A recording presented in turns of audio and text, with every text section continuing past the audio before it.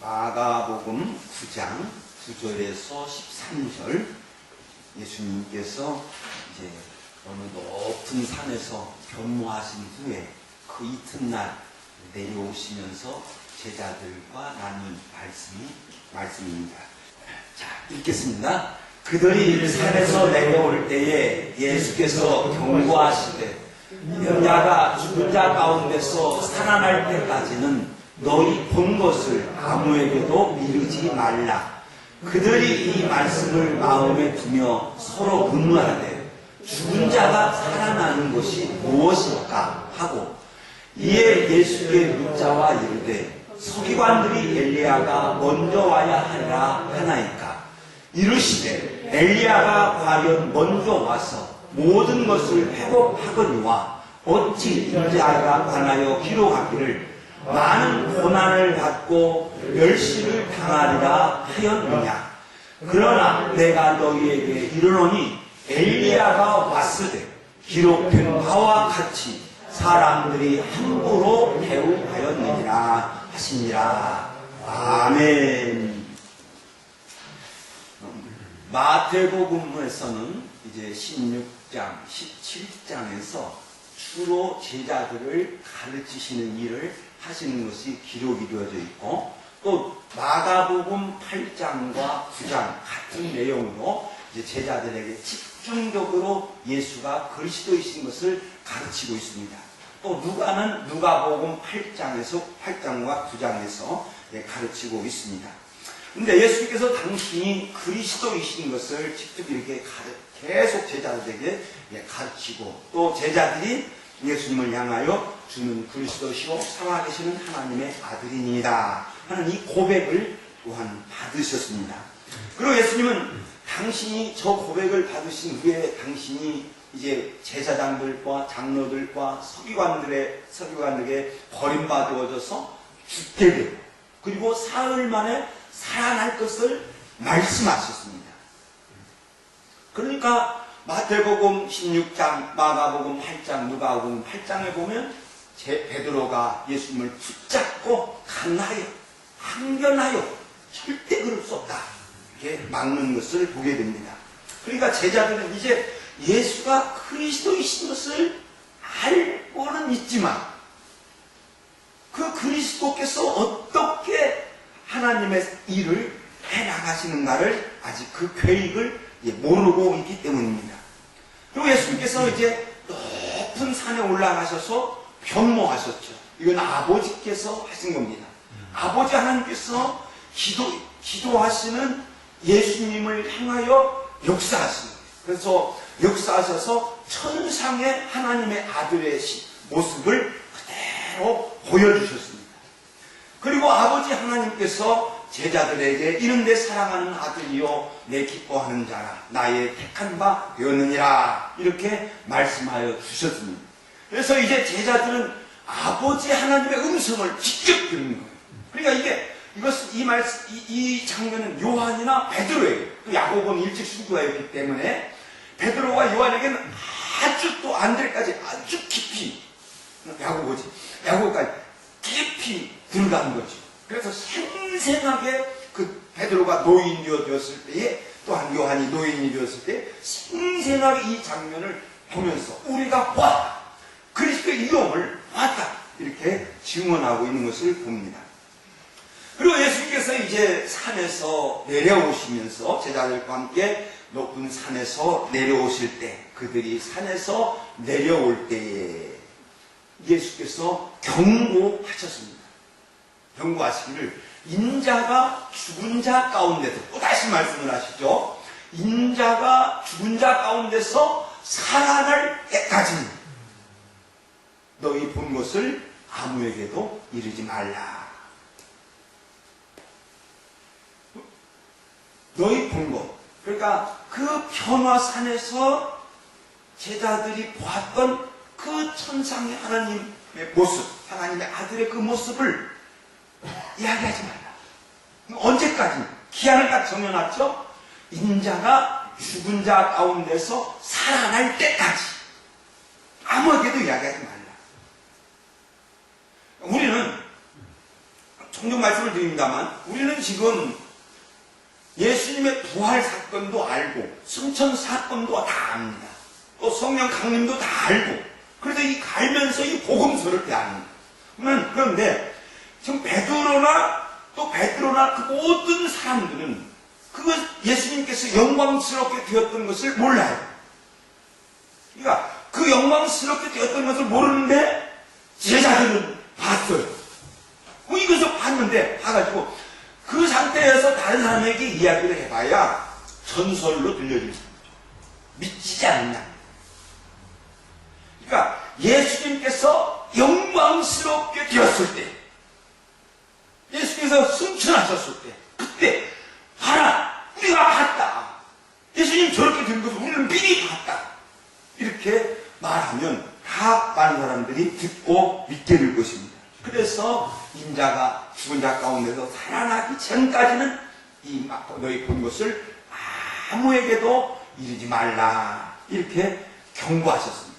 그러니까 다시 계속 인자가 죽어서 살아날 것, 인자가 죽어서 살아난다. 계속 말씀을 하니까 제자들이 그 말씀을 마음에 두었어요. 마음에 딱 두었어요. 그리고 서로 문의하는 거예요. 서로 문의하대요. 야, 죽은 자 가운데서 살아난 것이 무엇일까? 이게 뭘까? 베드로, 죽은 자가 어떻게 살아날까? 예수님이 죽은다면 예수님께서 어떻게 살아날까? 글쎄, 나도 잘 모르겠네. 요한, 자네는 어떻게 생각하는가? 그러게, 어떤 모습으로 살아날까? 이게 서로 문의하는 거예요. 그러면서 저는 이렇게 생각해요. 그래, 죽은 야이로 딸을 예수님이 살리셨지. 또 나인성의 가부의 죽은 아들을 살리셨지. 그렇게 다시 살아나는 건? 이렇게 생각했어요. 그러면서 제자들에게 언뜻 떠올리는 생각이 들었습니다. 그래서 떠올리는 생각이 들었는데 아주 중요한 말씀입니다. 그리고 의문이 있는 말씀입니다. 떠올리는 것이 뭐였냐?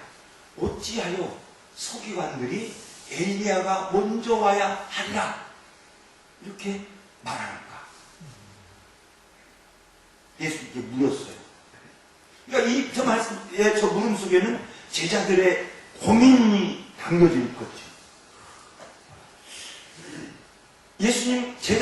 제자들이 예수님을 그리스도로 믿었습니다. 또 하나님의 아들로 믿었습니다. 그런데 왜 죽어야 하는 거예요? 왜 죽어야 되냐?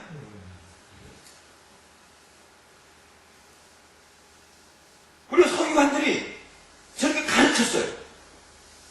저는 아마 세례 요한의 등장과 예수님의 등장이 이 서기관들에게 정말 큰 충격을 주어졌고, 이게 정말 정말인가 하는 것을 또 생각을 해봤을 것이고.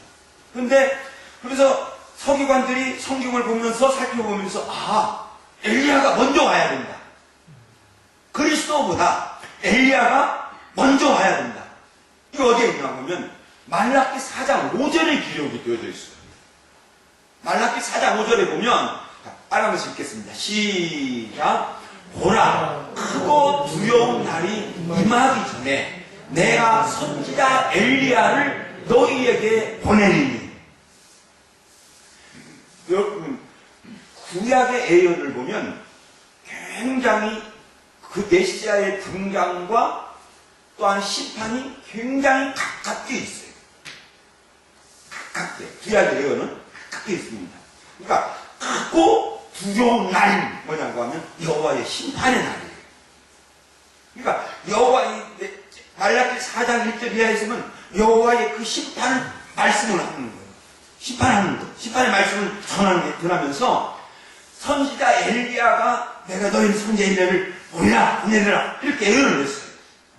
그리고 말라기 4장 5절에서 크고 두려운 날이 임하기 전에 내가 선지자 엘리야를 너희에게 보내리니. 그러면 그 엘리야가 어떻게 하느냐? 4장 6절에서 이렇게 기록이 되어 있습니다. 자, 읽겠습니다. 시작. 그가 아버지의 마음을 자녀에게로 돌이키게 하고 자녀의 마음을 그들 아버지에게로 돌이키게 하리라. 아버지와 아들의 화목이죠.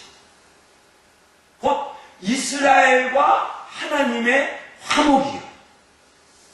아버지는 아들에게 마음을 줄 것이고 또 아들은 아버지를 사랑하고 아버지의 음성에 순종할 것을 예언하고 있는 거예요. 그런데 예수님 당시 이 서기관들이 오해하고 있는 것이 있습니다. 오늘날 어떤 이들이 오해하고 있는 것이 있어요. 그것은 뭐냐고 하면 엘리야가 직접 본다는 거. 그러니까 이 바리새인들이 세례 요한을 만났을 때 네가 그리스도냐? 아니다. 그럼 네가 엘리야냐? 아니다. 엘리야라고 하는 거예요. 나는 엘리야가 아니다는 거예요. 그런데 이 일은 절대로 일어날 수 없습니다. 성경에 분명하게 딱 기록이 되어 있어요. 그래서 뭐냐고 하면 히브리서 9장 27절에 있는 말씀에 보면 자 읽겠습니다. 시작. 한 번 죽는 것은 사람에게 정하신 것이요 그 후에는 심판이 있으리라. 저 하나님의 말씀이 모든 이방 우상의 모든 것을 전부 공격해버립니다. 유네세를 완전히 막아버려요. 한 번 죽는 것은 사람에게 정하신 것이에요. 하나님은 정했어요. 사람이 한 번 태어났으면 그 한 번 죽는 것으로 끝나는 거예요. 2번 죽는 게 아니고 3번 죽는 게 아니에요. 예수님에게도 마찬가지. 예수님도 한 번 죽었습니다. 그것으로 끝인 거예요.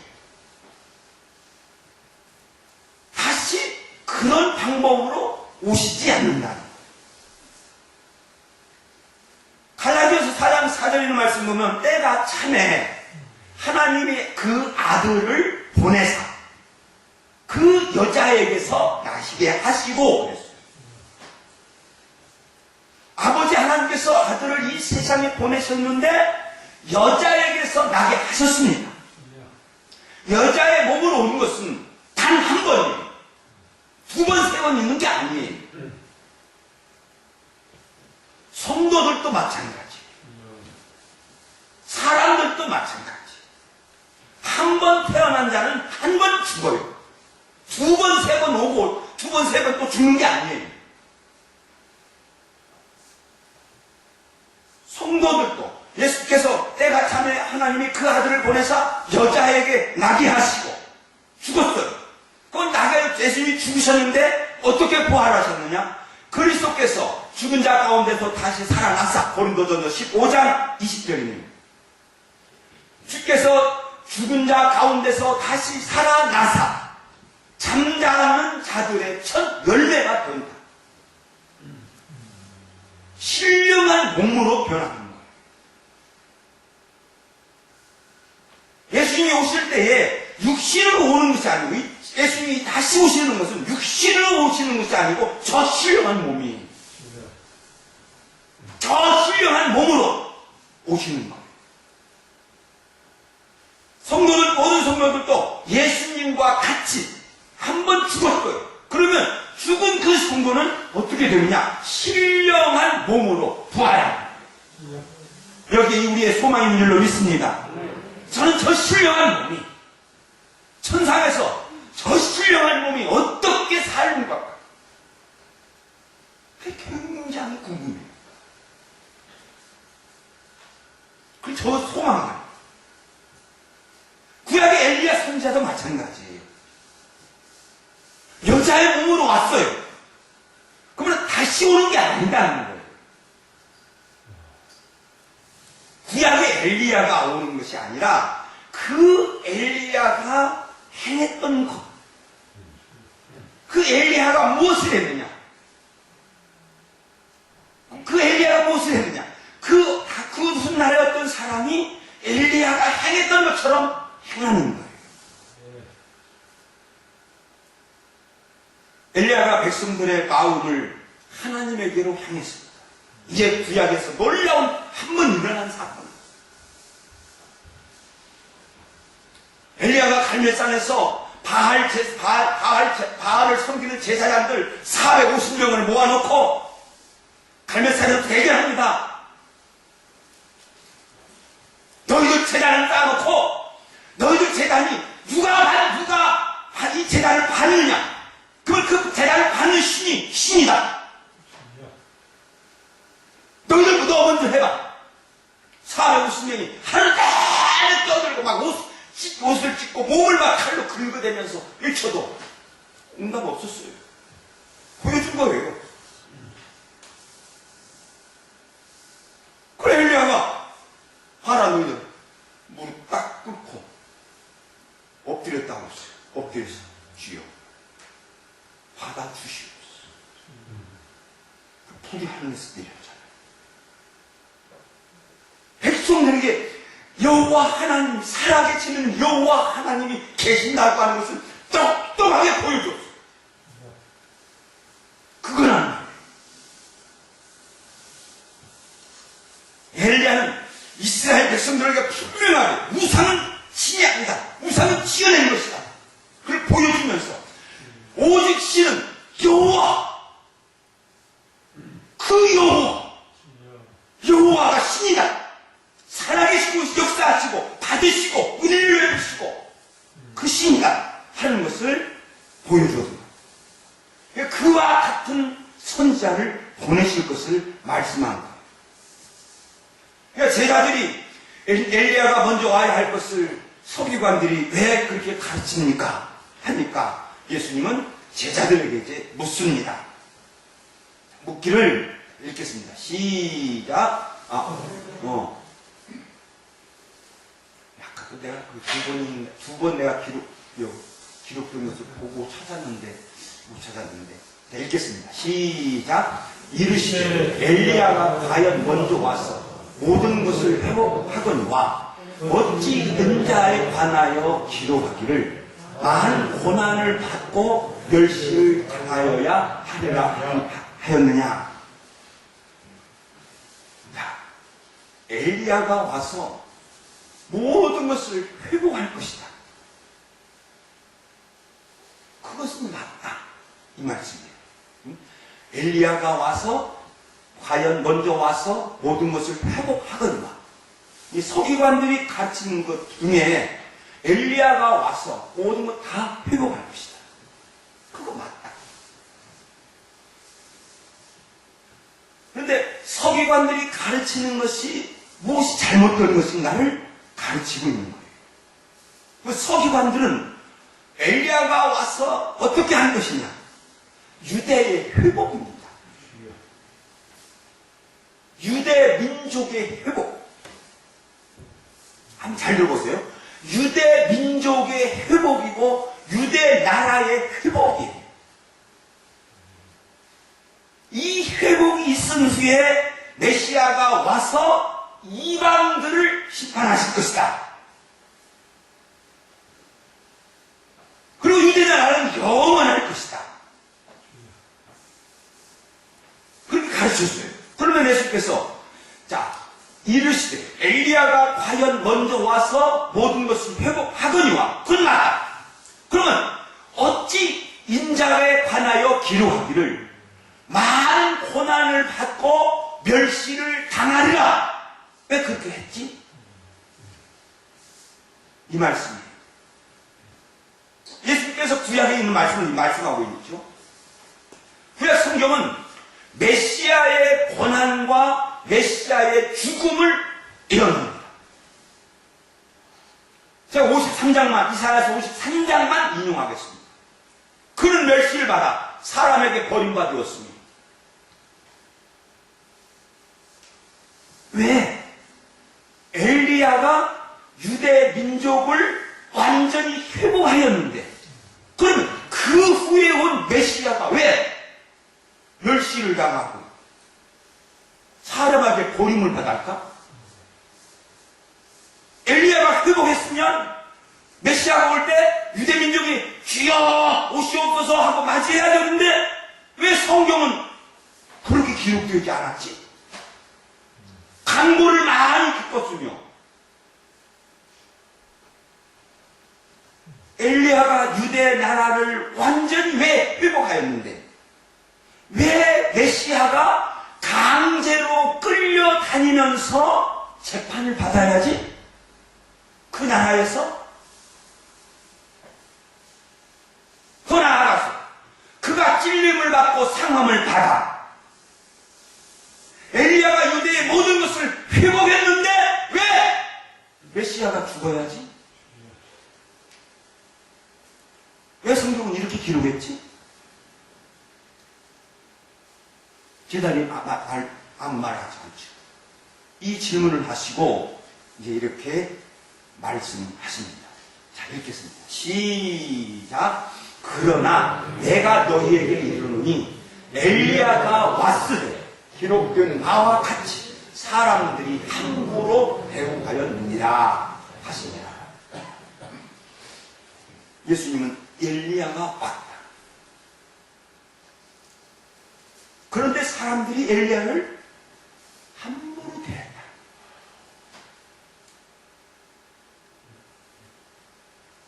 사랑 여러분, 그렇게 놀라운 역사를 행했던 엘리야, 그가 어떻게 되었습니까?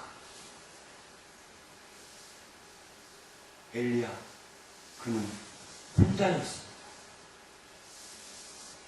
선지자 엘리야를 도와준 사람이 하나도 없었습니다.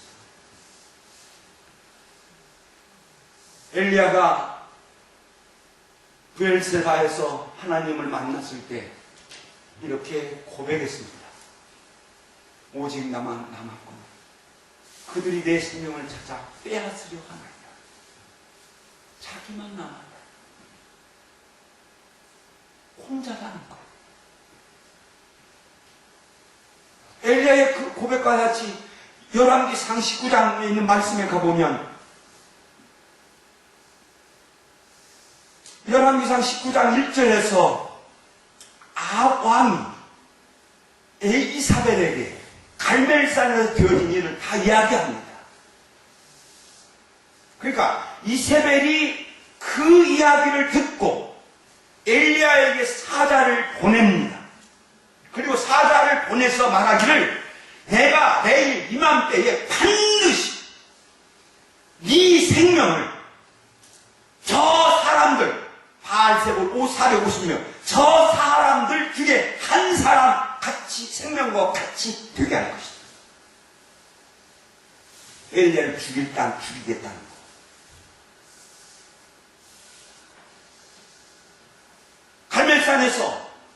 저는 갈멜산에서 그 바알 제사장들하고 대결을 할 때 거기 난 아합왕이 있다고 생각합니다.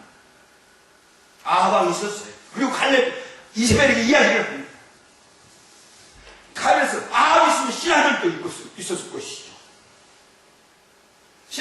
그러면 그 갈멜산에서 그렇게 하고 한 후에 바로 이어서 지금 곧 비가 올 것입니다. 그러니까 비를 맞지 않기 위해 빨리 가세요. 그래서 아합왕이 마차를 타고 가는 거예요. 세금으로 간 거예요. 그래서 가다가 비를 맞았죠.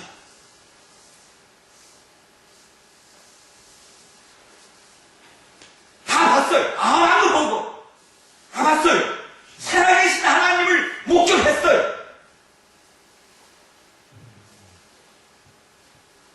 그런데 이세벨이 엘리야를 죽인다고 하니까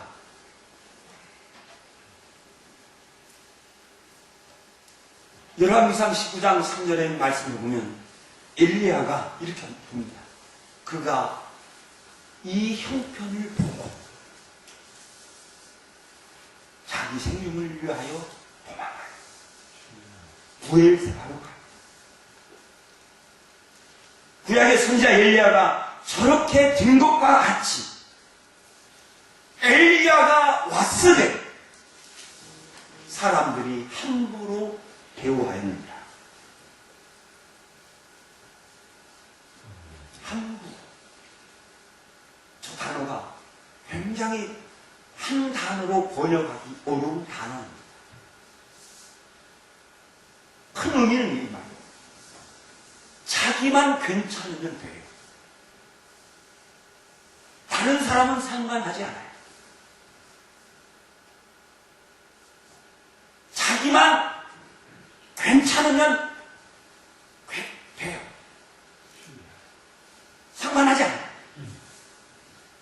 선지자 엘리야가 이세벨에게 죽게 되었지만 왕도 신하도 자기만 괜찮으면 돼요.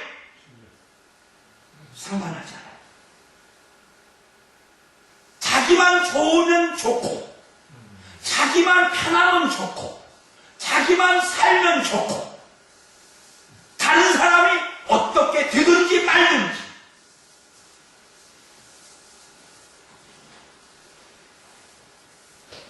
예수님 당시 어떤 사람이 엘리야가 했던 것과 같은 일을 한 사람이 있었습니다. 그런데 그가 어떤 형편에 처했습니까?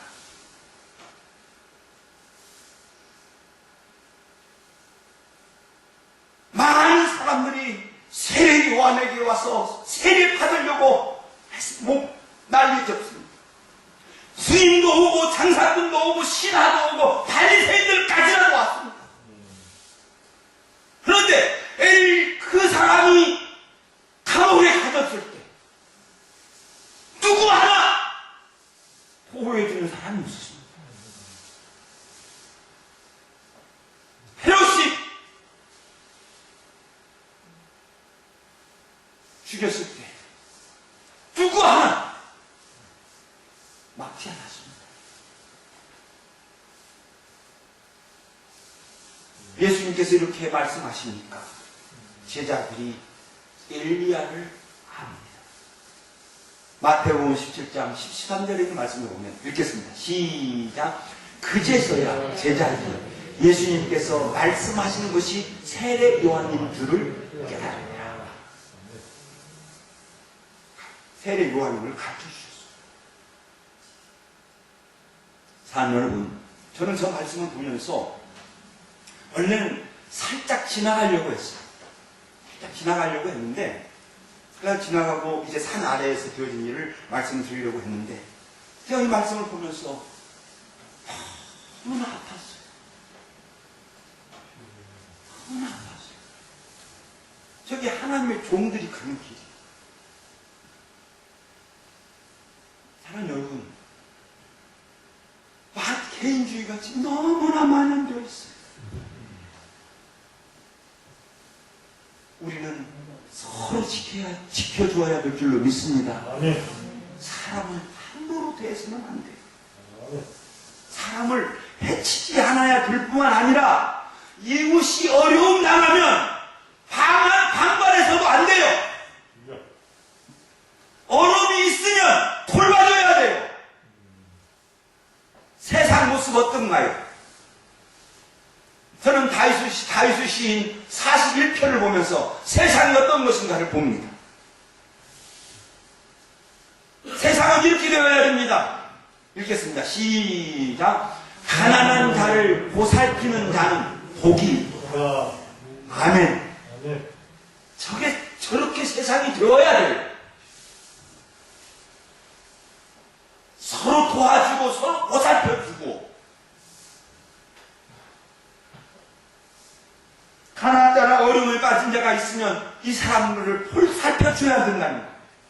그런데 다윗이 그럽니다.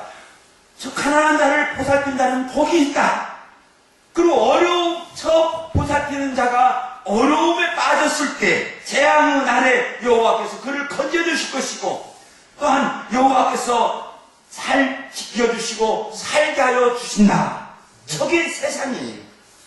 하나님이 원하시는 세상이 저렇게 되어야 됩니다. 그런데 다윗에게 고백합니다.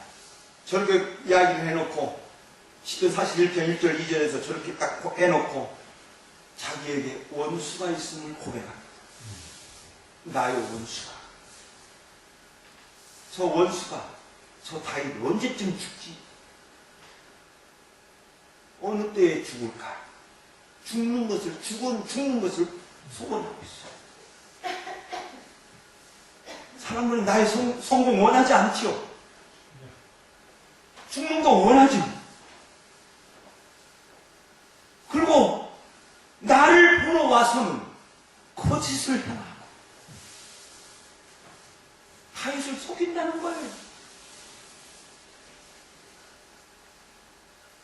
나를 미워하는 자가 나를 해하려고 꾀하여,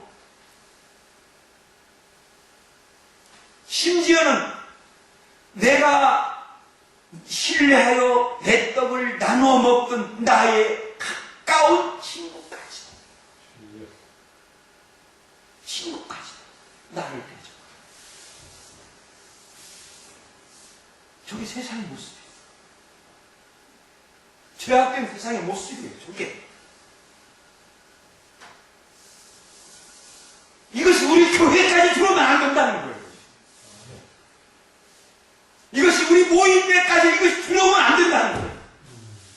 우리 모임은 언제나 서로 보살펴야 될 줄로 믿습니다.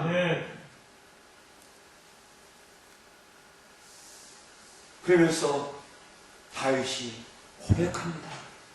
기도합니다. 하나님 앞에. 읽겠습니다. 시작. 주 여호와여, 내게 은혜를 베푸시고 나를 일으키사 보응하게 하소서. 하나님께서 은혜 베풀어 주시고 채워주시기를 간절히 기도하는 것으로 그 시편 41편은 끝습니다. 성도는 저렇게 살아가지 않습니다.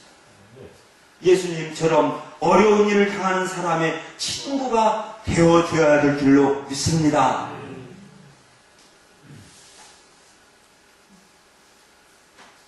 어떤 사람이 친정 주를 섬기는 사람이다. 잠언 14장 21절 읽겠습니다. 시작. 가난한 사람을 학대하는 것은 그를 지으신 이를 멸시하는 자요, 궁핍한 사람을 불쌍히 여기는 자는 주를 공경하는 자다. 아멘. 내가 옆 사람을 정말 불쌍히 여기면서 사랑하여 줄게. 그때 나는 하나님을 섬기는 사람이 된다는 겁니다. 나보다 약한 사람을 멸시할 때 나는 그때 나를 지으신 하나님을 멸시하고 있다는 겁니다.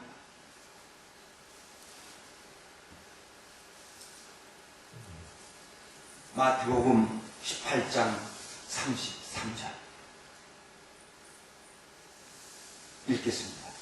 시작. 내가 너를 불쌍히 여김과 같이 너도 내 동료를 불쌍히 여김이 마땅하지 아니하냐.